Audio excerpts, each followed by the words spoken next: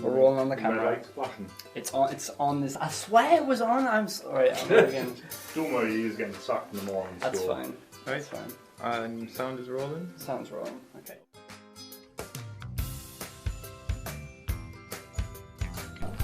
I find them on the whole friendly. I mean, when I first came here, it was all sort of pit orientated, and the corporation was blamed for the demise of the pits.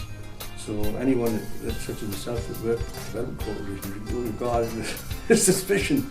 They were spoiling their way of life. But I think as the town developed and more people came in, I think that even the locals began to appreciate the fact that they couldn't have gone on the way they were going on.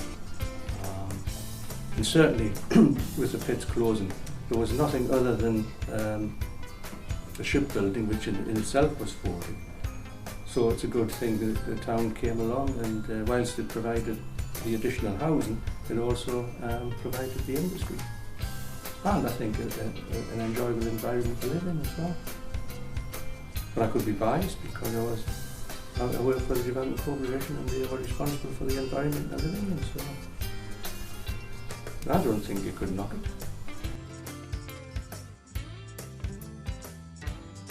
But I still think that the original concept of the village, the individual village with its own nucleus of shops and its pub and that sort of thing, I think that's a good system. There are demarcations between the village areas and the landscaping around them. I think that's been very successful.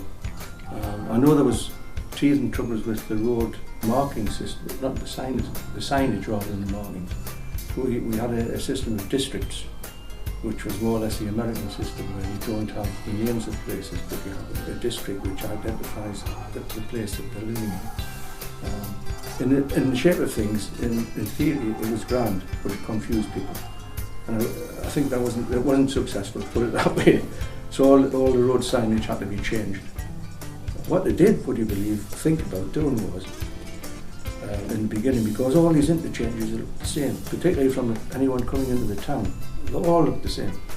And they thought, and this is a serious suggestion, the thought of putting symbols on these interchanges, sort of a fruit, a pineapple, or an apple, or something to just so when you're telling someone where to go, you say, well, when you get to the pineapple, you turn left or you turn right.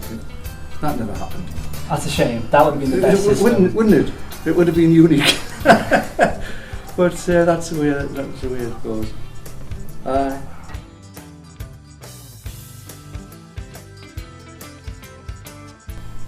Its maturity.